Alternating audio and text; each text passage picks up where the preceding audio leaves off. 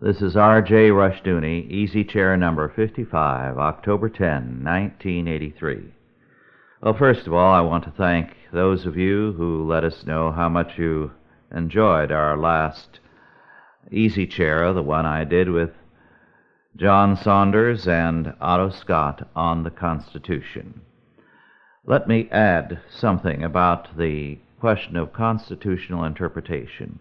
The root of the evil is in the churches. After all, why should not the courts interpret the Constitution loosely when theologians interpret the Bible even more loosely? As a matter of fact, this is the origin of all kinds of legal evil, because the Bible is, we must remember, the Word of God, which means, therefore, it is binding, it is law.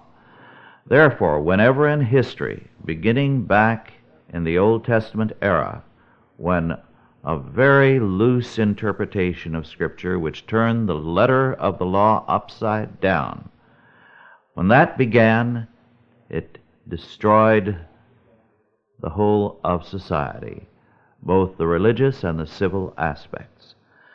The same thing has happened again and again in the church. And of course, as men in the church began to go into antinomianism, as they began to interpret away one thing after another in the Bible, the net result was that men in law picked up the same practice. If the Word of God doesn't mean what it plainly says, why should the Word of man mean what it plainly says?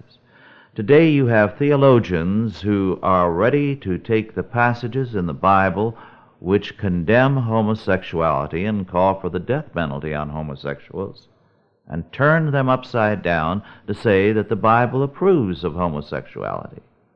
Now, when you have men who are teaching in seminaries who are ready to do that kind of thing, why be surprised at what the Supreme Court does? After all, the pace setter always has been religion. It sets the temper of the age. Well, while we're on that, I want to read something that tickled me. It was a little article in a current periodical about Daddy Hall, an Episcopal priest who years ago worked in a slum area, I believe in New York City. And he trained young men to go out and reach the down and outers, so that he was quite an effective man in the inner city in his day. Now, the author of this article, Joseph Bailey, has this passage about him. And he says it in humor, but I think it reads otherwise if we take it as we should. This Episcopal priest believed with all his heart, as he believed everything, that the Old Testament Levitical laws should be followed in the Christian's diet. Therefore he ate no pork, nor did his seminarians. On one occasion, at a big Christian banquet in Manhattan, he was asked to say grace. Glancing down at his plate, Daddy Hall saw that the meat was ham. His prayer was brief and disconcerting. O Lord, if thou canst bless under grace what thou didst curse under the law, then bless this food and keep us from dying. Amen. Well, that's praying plainly and honestly. Now to turn to an item in the Wednesday, September 28, 1983 Los Angeles Herald-Examiner. It's about a problem Eastern Airlines is having. Let me add, the man who writes this article is plainly not in favor of Eastern Airlines' position. The case involves an airline captain who had a sex change operation.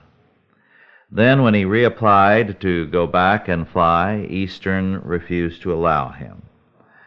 And they said that the issue isn't sex but safety, because The pilot, he, she, or it, as the case may be, had told the other pilots that she was contemplating suicide, and her sex change was an attempt to solve her mental problem.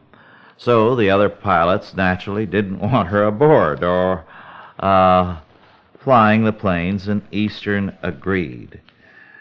However, the interesting fact is that the FAA has recertified this pilot, and the psychiatrists have said they'd be delighted to fly with her.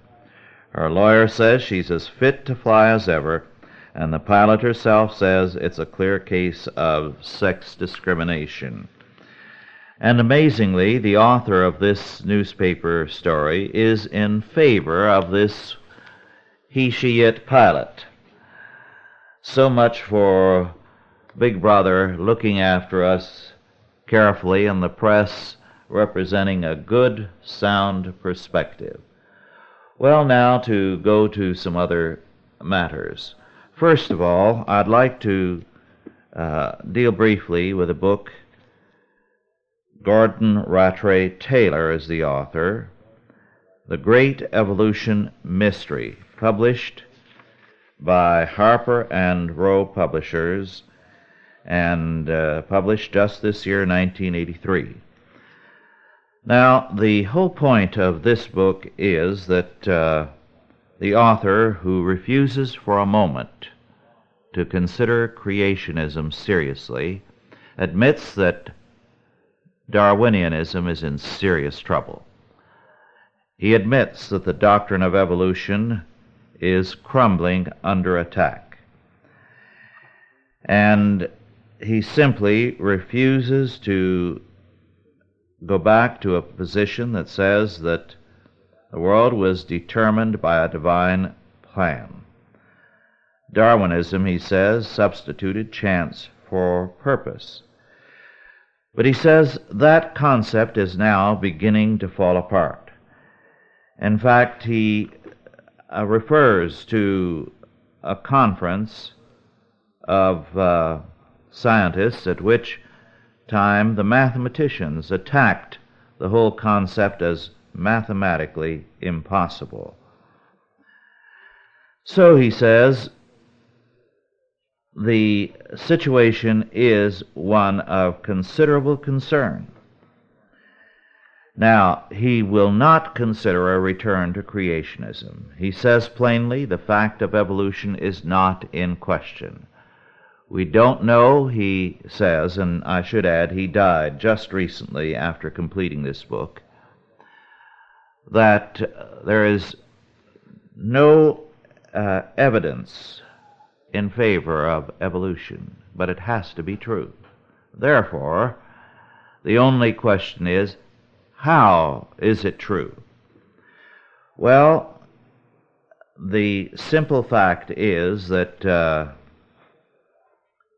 is no way that things could have happened, he admits, by chance, by natural selection, or by variations of chance.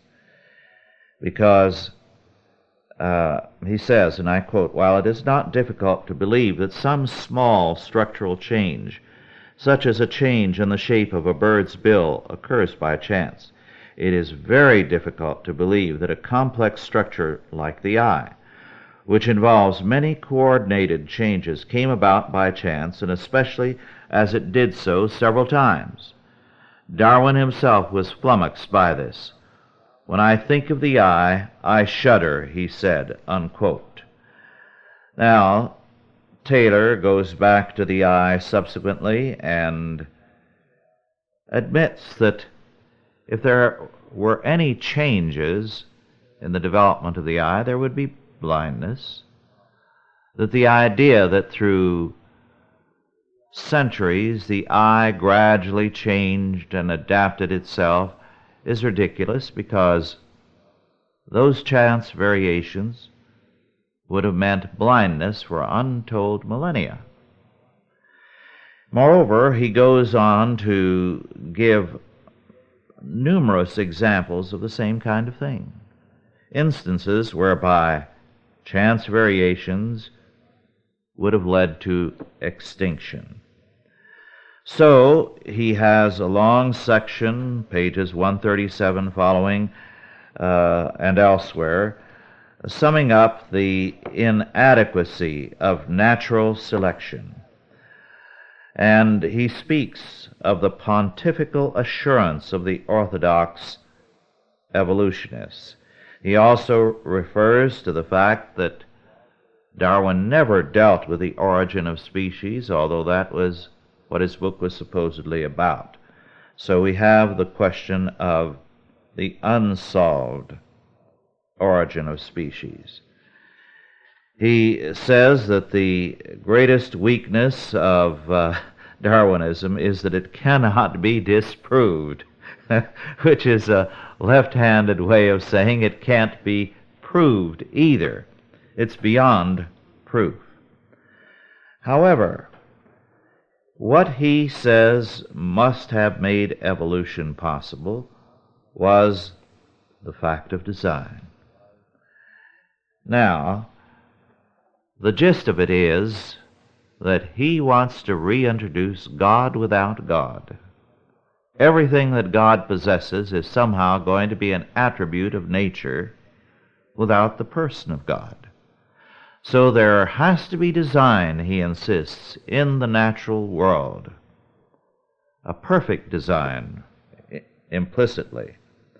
And that design is responsible for these perfect changes, which did not result in blindness for millennia, but created, as it were, the variations that have led up the so-called evolutionary ladder. For those of you who are interested in the absurdities of modern scientific hypotheses, this is an excellent book. Let me add that this and other books you can get from the Heritage Bookshop, 2427-B, B as in boy, Marconi, M-A-R-C-O-N-I Avenue, Sacramento, California, 95821. And the telephone is 916-487-8944. Those of you who have any interest in the subject of science will find this to be a thoroughly worthwhile book. Another, which is very, very interesting and important, is by Dr. Thomas Verney, V as in Victor, E-R-N-Y, M.D., with John Kelly, published by Summit Books in New York, and the title is The Secret Life of the Unborn Child. It was published in 1981, and it is still available. Now, what this study does is to call attention to the very amazing discoveries concerning the unborn child. Let me just read a few passages. I quote, "We now know that the unborn child is an aware, reacting human being who from the 6th month on, and perhaps even earlier, leads an active emotional life. Along with this startling finding, we have made these discoveries. The fetus can see, hear, experience, taste, and on a primitive level even learn in utero, that is, in the uterus before birth. More importantly, he can feel, not with an adult sophistication, but feel nonetheless. A corollary to this discovery is that when a child feels and perceives, what a child feels and perceives begins shaping his attitudes and expectations about himself. Whether he ultimately sees himself and hence acts as a happy or sad, aggressive or meek, secure or anxiety-ridden person depends in part on the message he gets about himself in the womb. The chief source of these shaping messages is the child's mother. This does not mean every fleeting worry, doubt, or anxiety a woman has rebounds on her child. What matters are deep, persistent patterns of feeling, chronic anxiety, or retching ambivalence about motherhood can leave a deep scar on an unborn child's personality. On the other hand, such life-enhancing emotions as joy, elation, and anticipation can contribute significantly to the emotional development of a healthy child. New research is also beginning to focus much more on the father's feelings. Until recently, his emotions were disregarded. Our latest studies indicate that this view is dangerously wrong. They show that how a man feels about his wife and unborn child is one of the single most important factors in determining the success of a pregnancy. Now, he goes on to deal with the habits of the mother, unhappy mothers, and so on, famine babies, and the like. In fact, he says there are some researchers here who believe that there is a real consciousness and awareness in the child, beginning from the moment of conception. Let me state this. In his own words, I quote, "One group of investigators believes something like consciousness exists from the very first moments of conception," unquote. He says this is not fully proven yet, but a great deal of evidence that is beginning to point in that direction.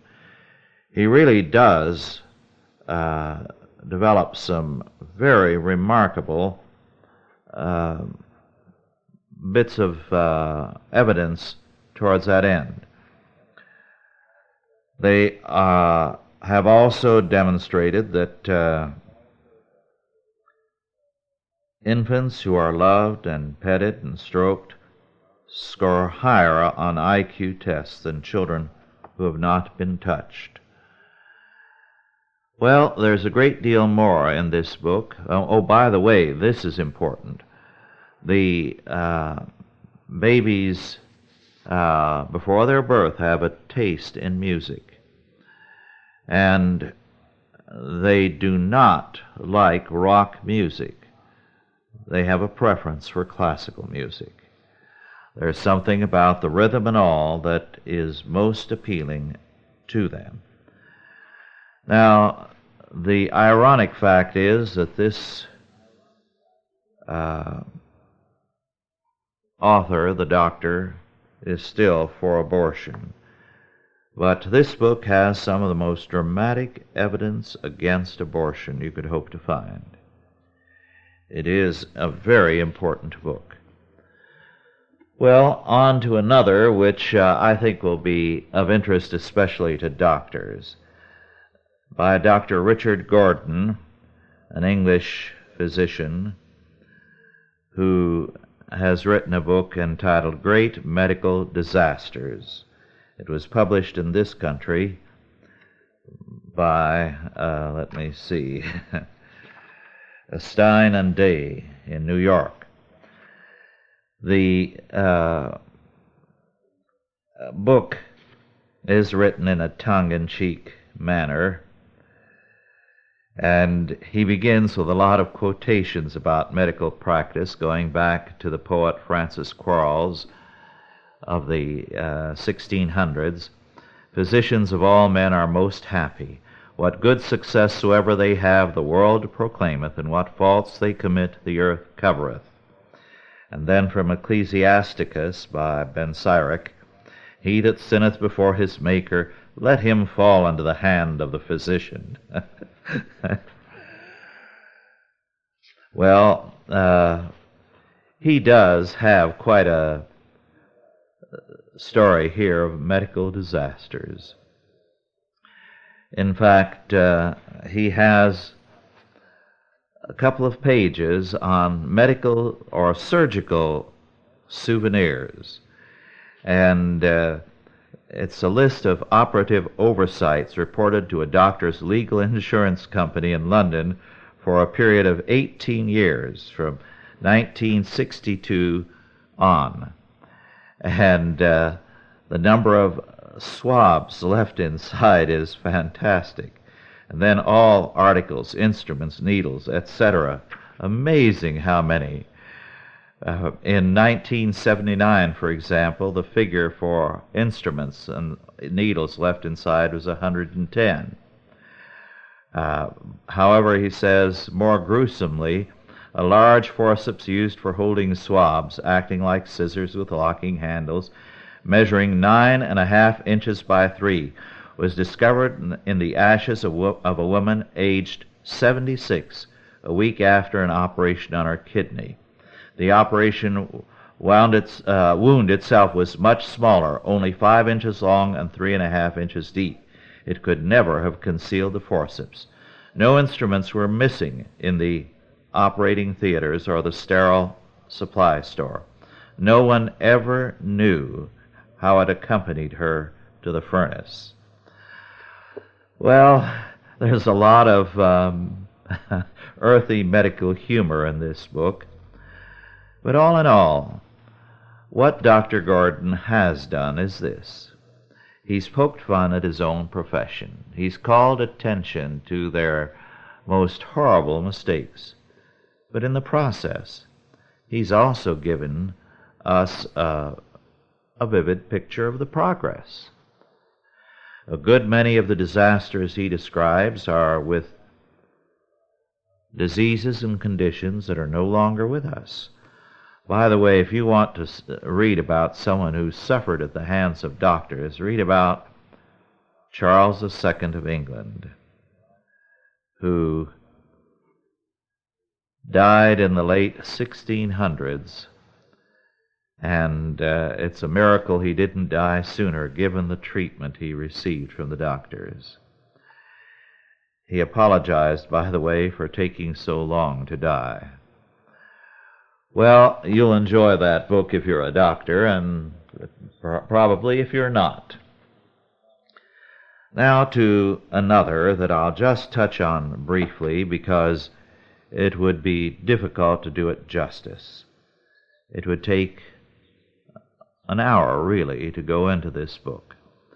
But if you enjoy history, this is a delight.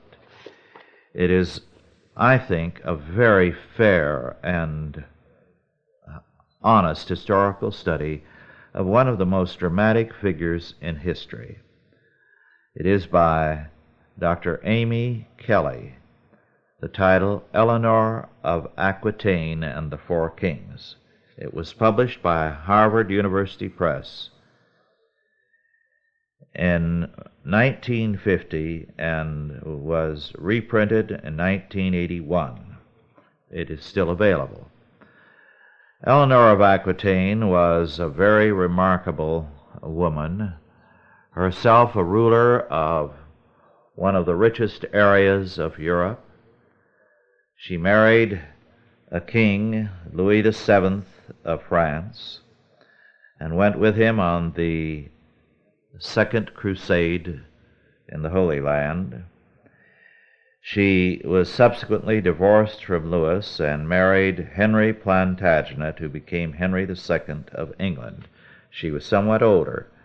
She had 2 daughters by Louis, and she had 4 sons by Henry, and I believe some daughters. At any rate, she was the wife of 2 kings and also the mother of 2 kings, Richard the Lion-Hearted and John. And it's quite a dramatic story. Henry II was one of the most important kings of England who, out of the anarchy in the days of Stephen, brought order to England. He was the man who was responsible for the death of Thomas of Becket, the Archbishop of Canterbury. He was a hot-tempered, arrogant man, but also a man of remarkable capabilities.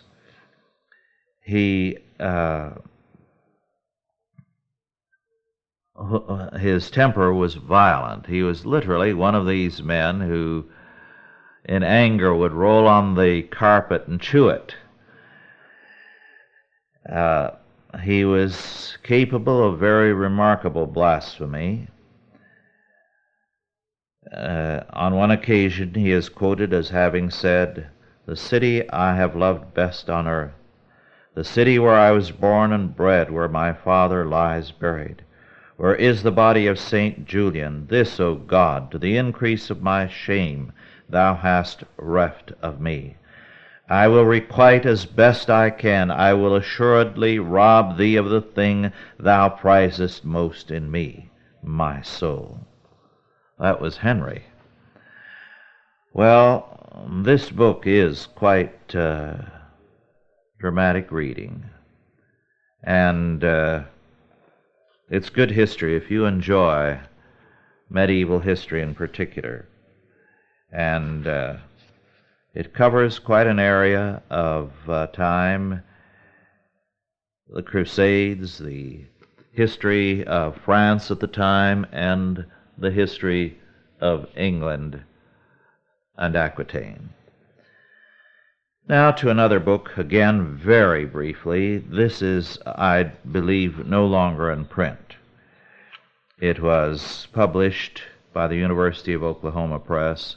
Joshua Pilcher, Fur Trader and Indian Agent. Now, I cite this because Pilcher was not only a fur trader and an Indian agent, but a good observer on the frontier. And the book is not exciting, but there are some interesting points I want to pass on. First of all, game was scarce on the frontier. Fur traders, and this is something very few people appreciate, could not live off the land.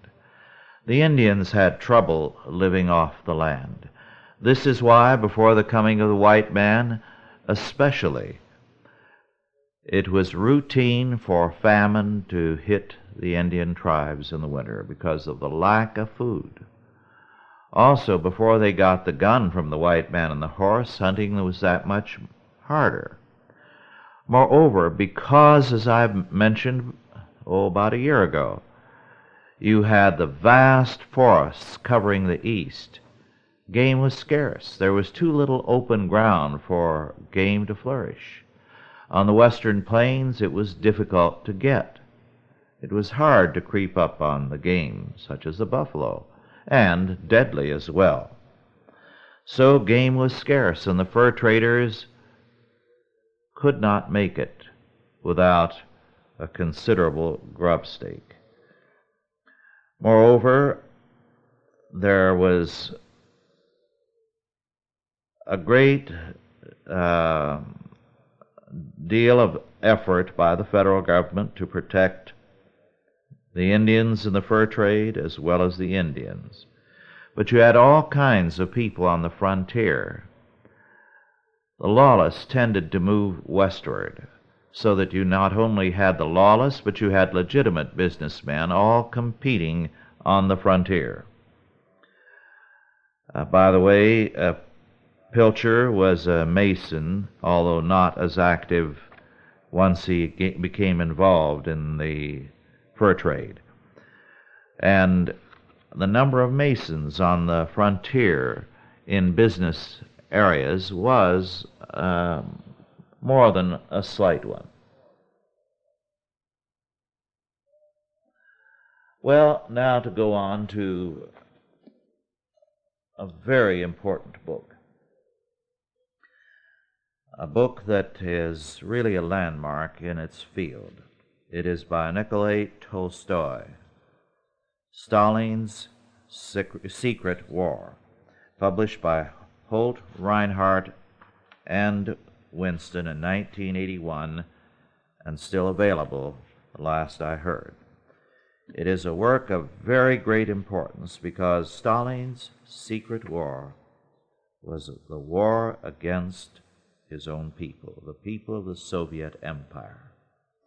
Everything that Stalin did had as its paramount objective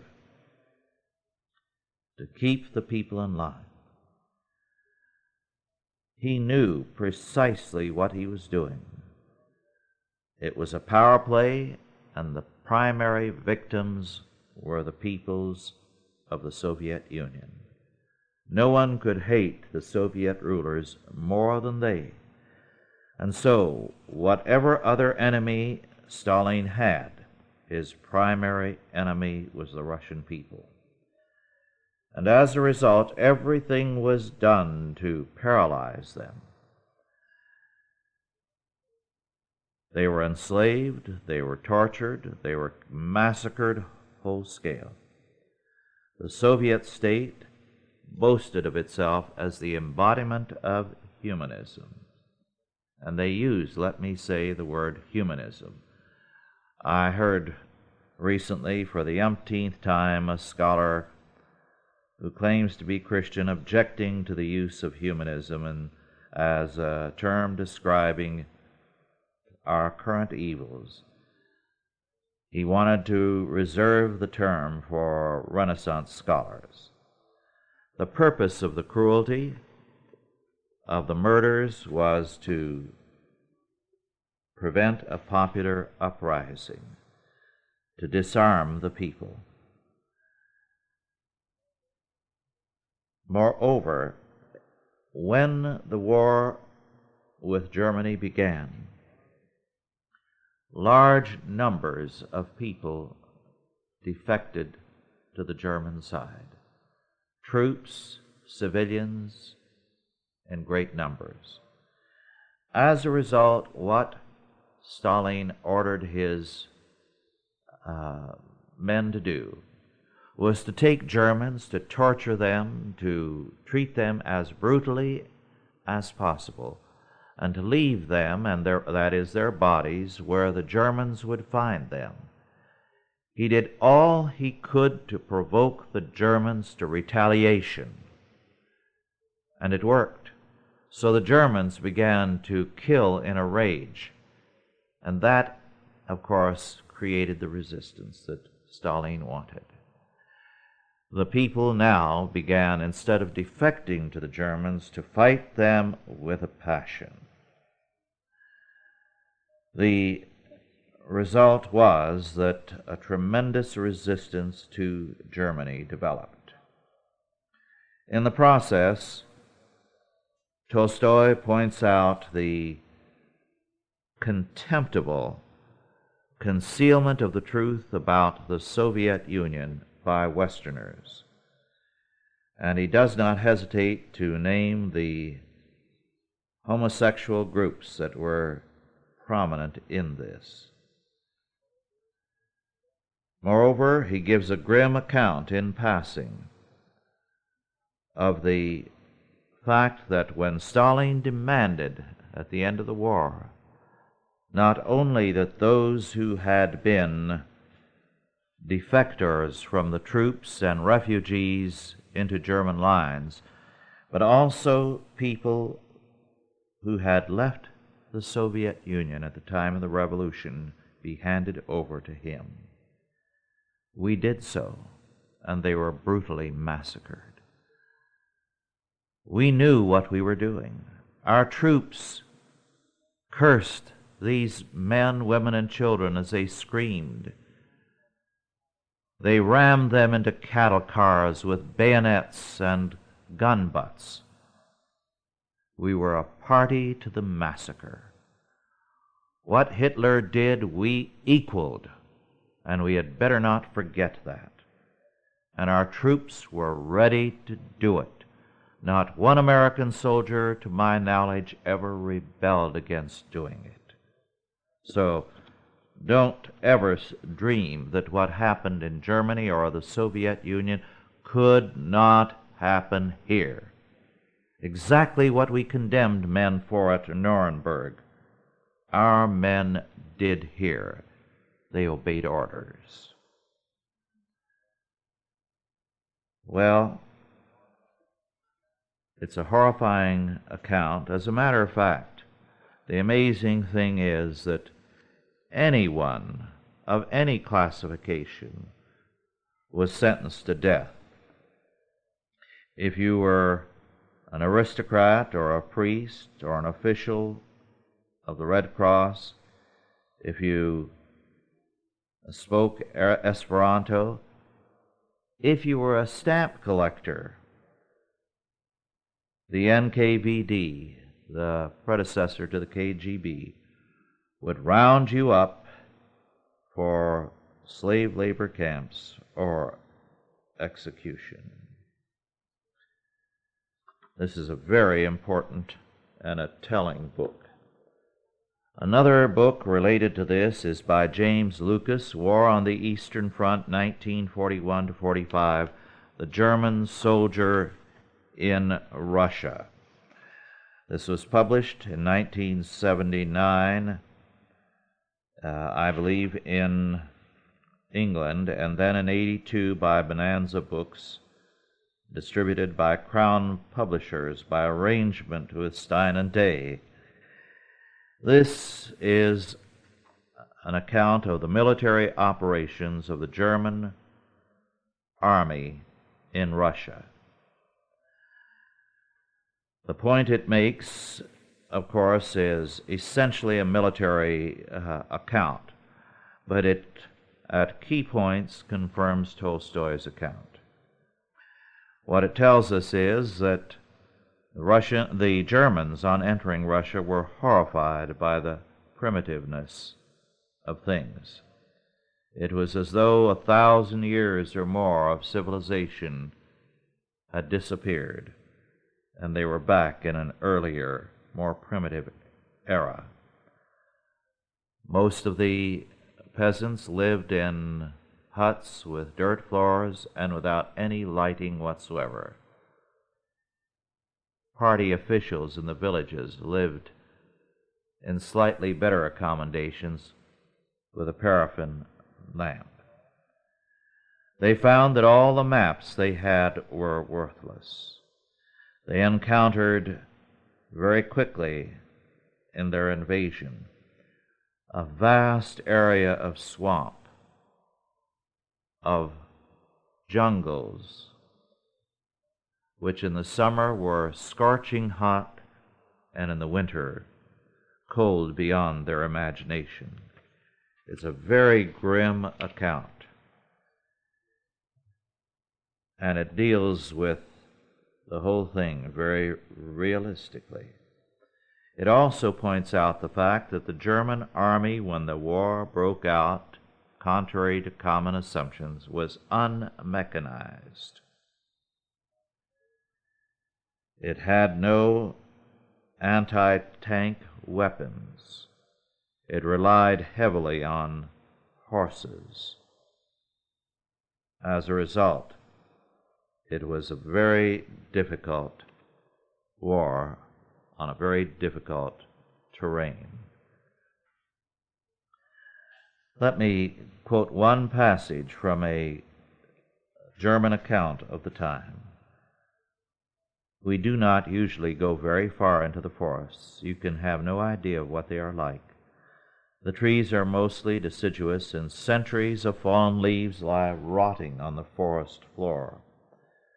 The stink is indescribable, but out of this rich soil spring weeds and bushes to form a barrier through which nothing but the smallest woodland creature can go. If we do have to move further into the woods, then we look for the spoor of larger beasts and follow these trails. But often they pass into low tunnels made in the bushes and are not to be negotiated by a soldier in battle kit. The flies and mosquitoes are a plague, and I wonder what these blood-sucking pests lived on before we came along. We wear nets over our helmets, but the beasts work their way up the sleeves and inside the collar. The halt is to be covered in a mass of these terrible biting insects and the inevitable flies. We are in a swamp, but there is little water fit to drink. It is all brackish. Even water taken from wells tastes unpleasant, and we have to boil every drop that we drink. Well, it's a very important, a very telling book. Now on to another, very briefly, Stephen Aarons, A-R-O-N-S, the title, Compelling Belief, The Culture of American Schooling, published this year, 1983, by McGraw-Hill Book Company. Now, this is a libertarian book, but it is a critique of the public schools and their essential weakness.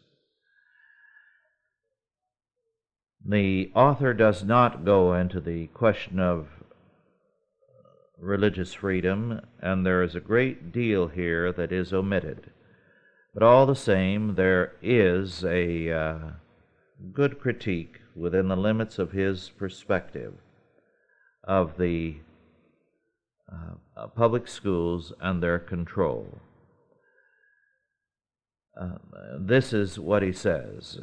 What all of these elements of the liberal ideology of schooling amount to is an attempt to define what David Tyack has called in his book by the same name, The One Best System. These educators share a general distrust of parents and a view that it is possible, desirable, and even essential to prescribe a system of values that is best for everyone. The assumption is that each child must adhere to the minimum in child rearing in order to qualify for the right to dissent in other areas. The culture, the political system, and the state have the right to preserve themselves through government schooling.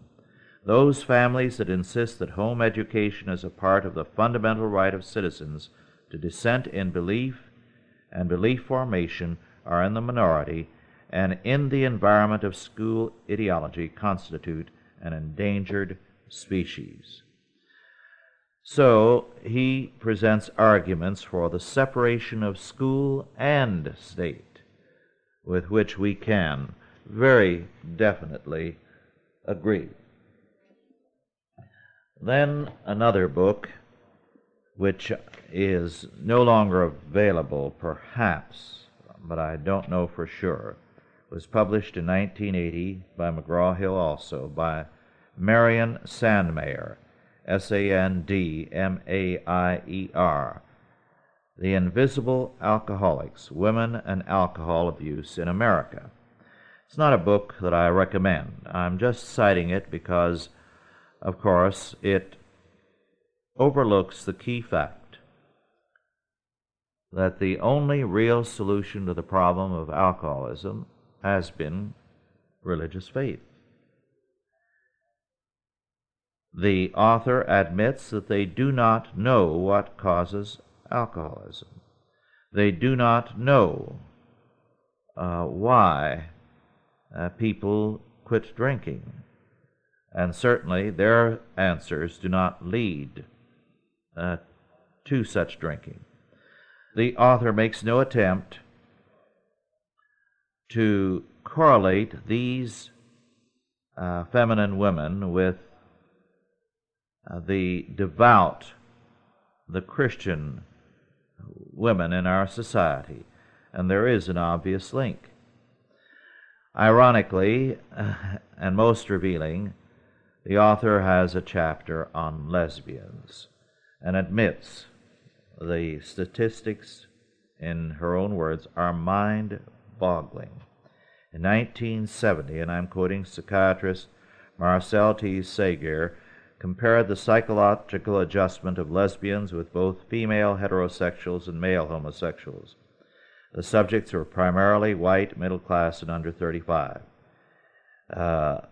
Sager discovered that an astonishing 35% of lesbians had had problems with alcohol at some point in their lives, compared to 28% of the homosexual men and only 5% of the heterosexual women. The study also found that lesbians were significantly more likely than the other two groups to use non-prescription drugs and to have attempted suicide.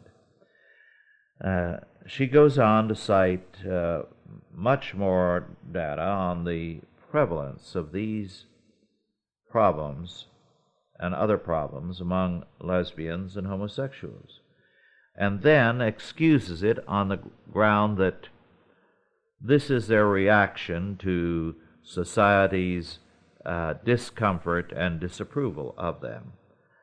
Radical environmentalism on her part. So It's not their fault they are drinkers. It's the fault of the rest of us. Now I'd like to call attention to a book that is a reprint of an old autobiography, not a biography by a Southern Presbyterian pastor, William S. White and His Times. And it was edited by his son, the Reverend H. M. White. It has been reprinted. It was first printed more than a century ago, I believe, by Sprinkle Publications in Harrisonburg, Virginia. 22801 is the zip, and it's P.O. Box 1094. It is published cloth bound for $9.95, but if you write and say that you learned of it through Chalcedon, you can get it for $6.50. The Life and Times of W.S. White. It is an interesting book, but it is also very important in terms of some things I discussed a while back, namely the matter of secession. And this man, White, a pastor at the time in Virginia, a Southerner to the core, wrote, Virginia had not withdrawn from the Union, and an immense majority of her people were strongly opposed to this measure as the wisest and best means of seeking redress for the wrongs the whole South suffered at the hands of the North. With this feeling I sympathized with all my heart. I deprecated what then seemed to me like burning the barn to kill the rats. However, subsequently, he says he became a rebel, never a secessionist, and infers that many in Virginia shared his position because of what he regarded as the unconstitutional actions of Lincoln. Moreover, he goes on to condemn secession. He speaks of our run-mad secessionists. He says that while he suffered some personal rudeness, by and large there were enough who stood with him that he was able to go through the war without any problems. But this is important. He says a sort of madness seemed to seize upon this people some 30 years ago. First, in regard to African slavery, and second, in regard to the unlimited extent and populousness of the country. As to the first, the abolitionists contended that African slavery was in itself an unmitigated evil, or as they were fond of expressing it, the sum of all abominations, and should be repented of and abolished at once, regardless of all consequences, both to the master and his slaves. On the other hand, the secessionists contended not only that this relation was sanctioned by the Word of God, but that it was in itself a great social, political, and moral good, and as such ought to be perpetuated through all time and disseminated through all space. Massachusetts was the mother of the former, and South Carolina the mother of the latter heresy." Unquote. Now, he also has a considerable amount to say on the matter of abolition, and he says, "The sentiment of abolition did not originate in the North, as the ill-informed suppose, but in the South." And he goes on to say that the South led the way in seeking abolition, but they wanted to find a means of gradual abolition that would take care of the freedmen as well as alleviating any social crisis. And so he says the problem was, however, that the Northerners then began to demand instant abolition. He also speaks of the problems that occurred as a result of the Northern position. Well, it's a very important work historically and well worth reading. I do recommend it to you. By the way, he says of the Northern perspective that it showed a less concern for the slaves and more hatred of the Northerners. He said, "In truth, they have no special fondness for the Negro."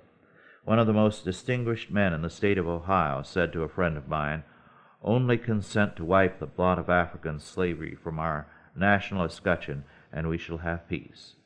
My friend replied, "I have no objection to the emancipation of this people, but tell me how we can better their condition. What shall we do with them?"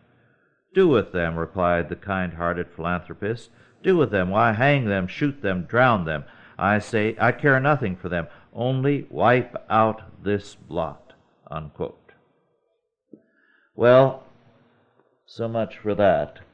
I have some other items, but just this little thing, which Eric Storr sent to me, an ad with regard to investments, which concludes with this: more and more people nowadays are willing to at least talk about speculation as a salvation from taxes and inflation, and some people are doing something about it. Those who wish to argue the point must come up with a better solution. Can you? Unquote. Well, we certainly can. The fact is that their solution is one which neglects the faith and only offers us disaster. Because our problem is a creation of an abandonment of the priority of our faith, the priority of Christianity. And the more we seek salvation in other solutions, the more deadly it becomes. Moreover, the beginning of a change is in our own lives. We cannot demand a change in Washington if we will not conform ourselves, first of all, to the Word of God. If we forsake a complete dependence upon God and an unswerving obedience to His Word. It amazes me how people demand honesty and integrity in Washington who lack it in themselves, who are hypocritical, who are everything they accuse the politicians of being. Why should the politician be any better than the people? In fact, I've often said if the politicians were as bad as the average man, we'd be in very serious trouble. The fact is, we tend to get politicians who are a little better than we deserve. They do represent, on the whole, a better element than the country at large represents. So, we should not be surprised at what is going on. We're getting the kind of politics that represents the life of the people. So, we had better change our lives. Then we can begin to change the country. The major problem we have today is that we're not willing to face up to the basic issue anywhere, whether it is the matter of the Soviet Union or inflation. People want an evasive answer. They really want more inflation, which will benefit them while not hurting their pocketbook. They want the impossible. While I was driving the other day, I heard that a poll after the 007 shooting indicated that a higher percentage of the American people than ever before distrusted the Soviet Union. At the same time, more than ever before were against nuclear weapons, and more than ever before believe that nuclear weapons are going to be used in the next war. In other words, they are incapable of thinking logically. They believe that there is going to be war and that the Soviet Union is evil, it's going to attack us, and yet they are against armament. Somehow, things will disappear if they refuse to admit their reality. So, what can you expect under those circumstances? The people have to change. We have to conduct, first of all, a revitalization of the Christian church. It has to be Christian, which by and large it is not today. Only then can we expect our society to manifest some kind of integrity. Well, our time is virtually over. It's been good to be with you again. Next time we will almost certainly have a very important guest. And until then, thank you for listening, and God bless you.